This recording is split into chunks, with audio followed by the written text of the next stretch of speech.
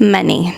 It rules everything around us. As Kanye said before, money isn't everything, but not having it is. And this lack mentality, this lack mindset is so ingrained in our culture. It's so ingrained in so many of us. And it keeps us small. It keeps us scared. It keeps us chasing things that we don't even necessarily want at our core. We always talk about changing society. And at the end of the day, we are society. And if we want to change society, it starts by changing ourselves. We're like literally changing the world. So, welcome to Mirrors, the podcast and video series where we go inside and we shift our internal world in order to shift the world around us. Let's talk about lack. Let's talk about money. Let's talk about how the thing that's actually holding you back from feeling successful and safe and secure is not a thing. It's not a title. It's not an amount of money. It's you and your mindset and your limiting beliefs. I grew up in a middle-class family. I always had what I needed. I always had food. I always had clothes. I always had a home. I always had Christmas and birthdays. And my mom was a sweet angel baby, and so I always had love. All of those things are a privilege. All of those things are a blessing. But I still ended up with this lack mentality, this fear of not having enough. And money, or more so the fear of not having enough money, was always either a topic of conversation or not even spoken, just something that was kind of underlying under the surface. Whatever your family sort of taught you about money carries over so much more than we tend to think about in the way we think about money. If your grandparents or your great-grandparents struggled, whatever struggle they had, then your parents would have inherited it, and then you would have inherited it. And if you don't necessarily believe in epidemiology, then you can think more like nature versus nurture. These lessons are being taught down from your grandparents to your parents to you. These lessons about make sure you always have enough, make sure that you're being frugal, that you're always saving for tomorrow. You shouldn't spend too much. It could also be through seeing people fall, seeing people struggle, whether it's in movies or in your own life or whatever. Just seeing money struggles imprints on your little impressionable child brain. Growing up, that's sort of how I view things. And I always think as a child, okay, someday I'm going to be happy, I'm going to be successful, and everything's going to be fine because I'm going to be rich. I'm going to do this. I'm going to be famous. I'm going to be successful, and this is exactly how I'm going to do it. I also developed this kind of hyperfixation and obsession with stability and being responsible and with security. I got my first job when I was 15, and I have never not had a job since. At one point in college, I was going to school full time and I had 3 jobs. Even now, I'm a nurse, but I also teach yoga and I also do this. Like, I'm obsessed with side hustles. And part of that I know is I'm interested in a lot of things, and I love trying new things and pursuing what I really love. At the same time, it does also come from a fear of not being safe, not being secure, of things being able to be taken away from me, of needing to have this security and responsibility and stability in order to be okay. And I know a lot of you can probably relate to this, or you could relate to the idea of like just thinking about, okay, if I win the lottery, then I'll be fine. I just need to win the lottery. If I marry rich, I'll be fine. I just got to find a rich husband. If I get this job, if I become a CEO, if I own my own business, if I finally own a house, if I finally get this car, then I'll be okay. Then I'll feel safe. Then I'll feel secure. Then I'll feel happy. That's all I need. I need this thing that's outside of me in order to be okay, right? But the problem, there's a couple problems that come from needing this external thing to make you happy. Number one, you're always chasing something. You're always chasing something that is not inside of you. You're chasing something outside of you constantly in order to seek happiness, love, joy, safety, security. It kind of becomes a thing that you're worshiping, right? You're like chasing after it. It's your source of validation. It's your source of confidence. It's your motivating factor. You think about it all the time. You put so much pressure and weight on it as this important thing in your life that it takes over love, it takes over joy, it takes over experience, it takes over learning, it takes over growing, it takes over trying new things, which I would argue is the actual point of life, not seeking money. The idea of if these things happen, then I'll be happy. If I achieve this, then I'll be safe. If I have this amount of money, then I'll be secure. That idea is what's holding us back. back from being happy now, from feeling safe now, from feeling secure now, from experiencing life, from experiencing joy, from just living in the moment. If we want to get all conspiracy theory-y, maybe that's on purpose. Maybe we're so hyper-focused on all of the external sources of safety, love, gratification, success, so that we keep buying things that we think are going to bring us that feeling to make other people richer, when it's really just within us the whole time. Tea, right? The other issue is that there are so many doors of opportunity for us to feel successful and for us to experience a abundant, prosperous life. But we are knocking at this one door. We're obsessed with this one or maybe 2 or 3 doors. And we're just like knocking at these doors. We're trying to open it. It's locked. We're like, why can't I get in? We're so hyper fixated on these 3 doors of opportunity that are going to make us successful, that are going to make us rich and happy and loved and safe and everything we want, that we aren't even looking at all of these open doors around us. There's doors open next to us, behind us, in front of us. We can't see any of them because we're just knocking at this closed, locked ass door. Why are we doing that? There are so many opportunities in this world, and if we followed what we were passionate about and what felt good and what we loved, we'd probably find those doors of opportunity a lot sooner than if we just kept knocking at this same damn closed door. You can do and be anything. And so yes, that does mean that these doors that you're knocking at could be the ones for you. They might be. They might be meant for you. They might happen for you. They might be something that you achieve. Why are you making your probability of abundance, of security, of prosperity so small by hyperfixating on these 1, 2, 3 ways that it can happen? When you boil all of these things down, being successful, being a CEO, marrying rich, winning the lottery, being a millionaire, being a billionaire, whatever, when you boil them all down, they all stem from one thing, and it's fear.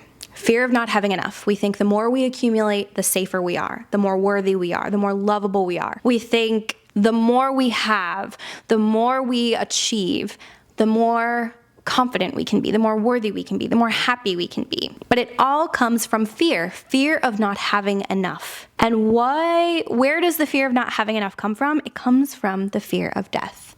Because what happens when you don't have enough? We feel like we'll die. And I think that also really goes into how we view the unhoused population. And we see someone who is unhoused and we think, oh, well, you did that to yourself. That's your fault. You suck. You did that. We don't know their mental health, their physical health, their life story, what brought them there. We know nothing about them, yet we're blaming them.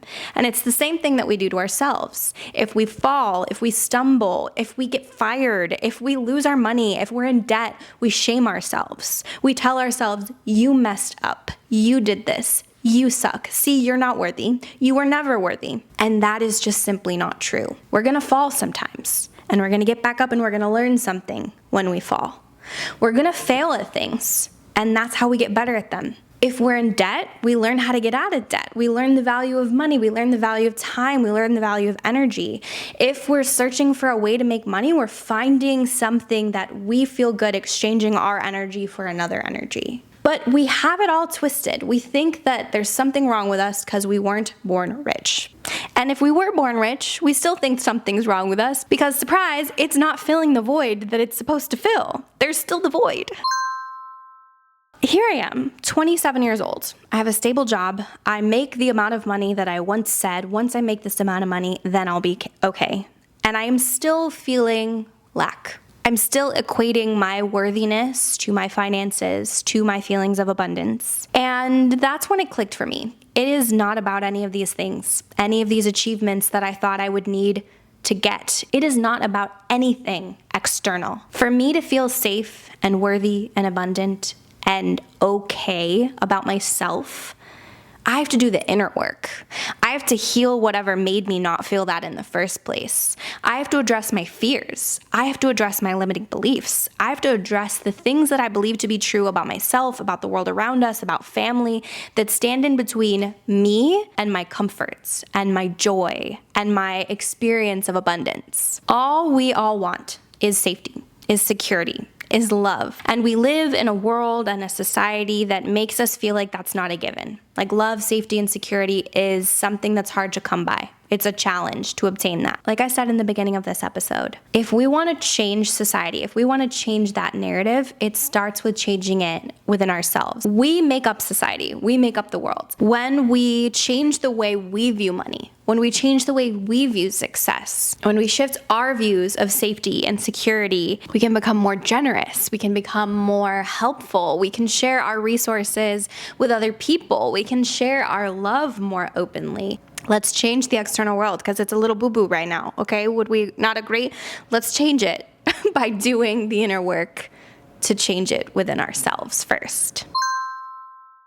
True happiness does not lie behind a certain amount of money, behind a certain job title, behind a certain situation. True happiness comes from a mindset switch, a perception change, a realization of all the abundance that you actually have in your life right now. Caveat to all of this, I really do believe we can create and achieve anything we want in this world. Like I talked about possibility, where there's limitless possibilities in our life. And if you really want to manifest and achieve designer bags and nice cars and a huge house, you can. You absolutely can. And there's really nothing wrong with that. But why do you want that? Do you want it because it's an enjoyable, fun experience? Or do you want it to fill a void? Do you want it because you're scared? Or do you want it because it's really a joyful thing for you? Knowing your intention and your reasoning behind doing anything, that is so important. It's like, let's say you want to be a musician. Do you want to be a musician because you love music? Or do you want to be a musician because you want to be rich and famous because it gives you a sense of safety and importance? What is your purpose for doing what you do and going after what you go after? If it's truly just joy and happiness, go get those bags, go get those cars, go get that house, girl, do whatever you want. Just gotta know why you're doing it.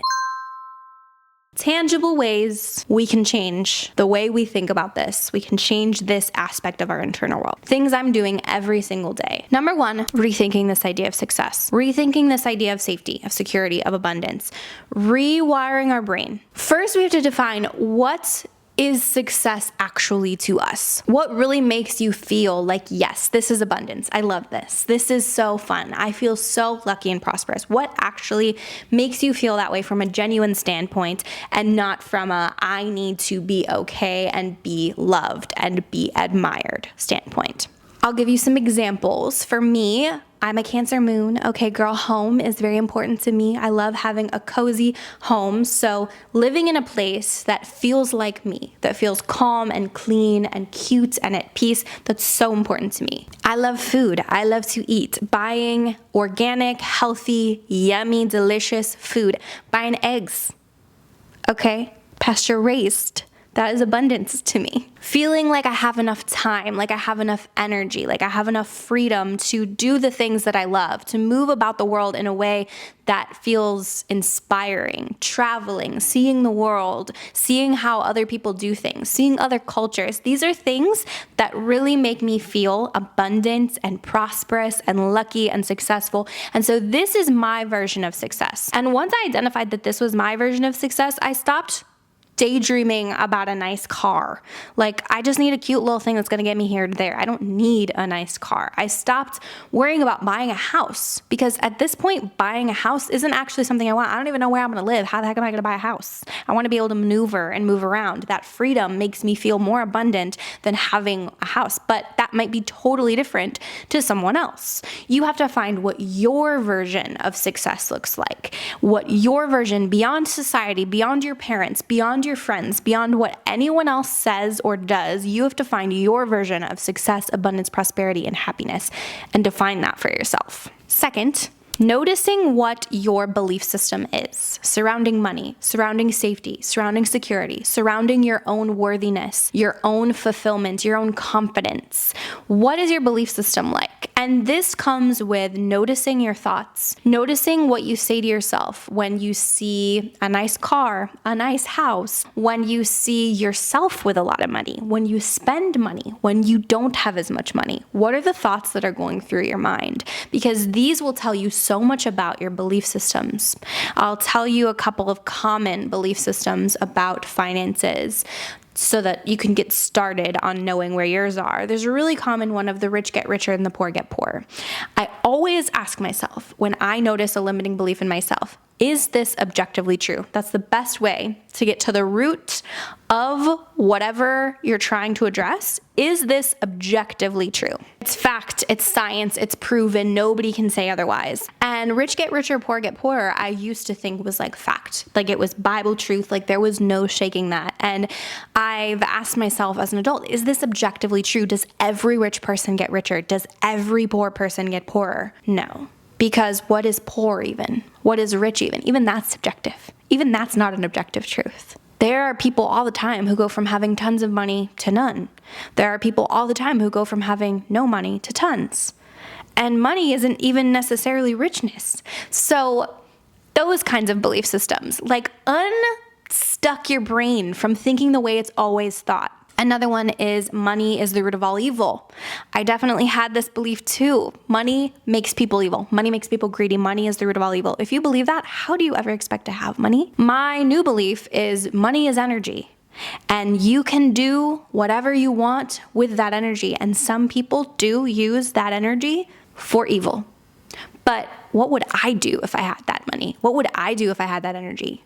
I would change the world. If I was a billionaire girl, we'd all be billionaires. I would just scatter that shit around because I don't need that. But that's what I would do with money, and I think that that's a good thing. So inherently, money is not evil. It's greed. It's all of the things that people associate with money. It's not necessarily a direct link. Some people believe that spending a lot of money is a good thing. Some people believe that spending a lot of money is a bad thing. Like really just figure out what your beliefs are with money, with success, with work, with energetic exchange, because that is all money really is. That is like time. Time is money because it's energy. It's all energy. So figure out what your belief system is when it comes to all of those things. Once you realize what your belief systems are, that's when you can kind of tweak them and decide, okay, I'm no longer going to choose to believe this. And the best way to do that is to affirm the opposite. So like I was saying before, with money is the root of all evil, instead of that, I say money is energy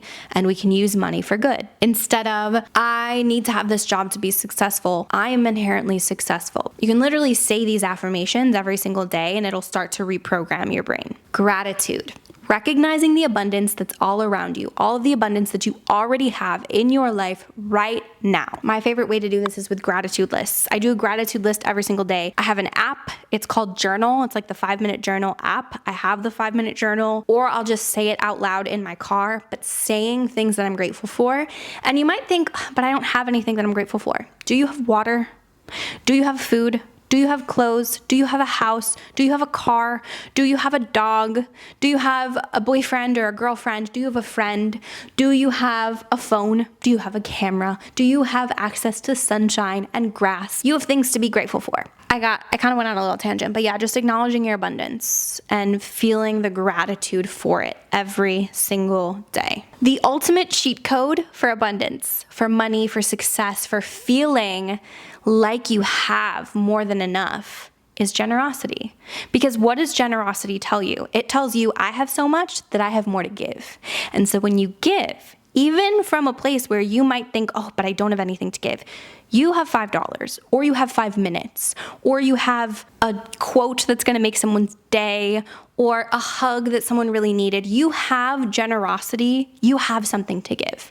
And that generosity that you'll feel from giving it is going to make you feel so abundant. And whatever you focus your energy on, whatever you continuously pour your attention and your energy into, that is what grows. Where your attention goes, energy flows. You perceive it as being more important. So if you're focusing on what you're grateful for, if you're focusing on how you're generous, you're just gonna keep growing this abundance, this feeling. Before you go, I want you to write one thing in the comments that you're grateful for. Just practice this gratitude, this state of abundance, this state of recognizing all that you have. Just comment one thing that you're grateful for. Thank you so much for hanging out with me today. I had so much fun talking to you. If you have any questions, any comments, any concerns, let me know down below. I make new episodes of Mirrors every single week. The video versions are on YouTube and the audio versions are on Apple and Spotify podcasts. And I'm active on Instagram and TikTok if you want to check me out over there. I think that's all I got. Thank you for hanging out with me. Thank you for spending time with me. I'll see you next time. Bye.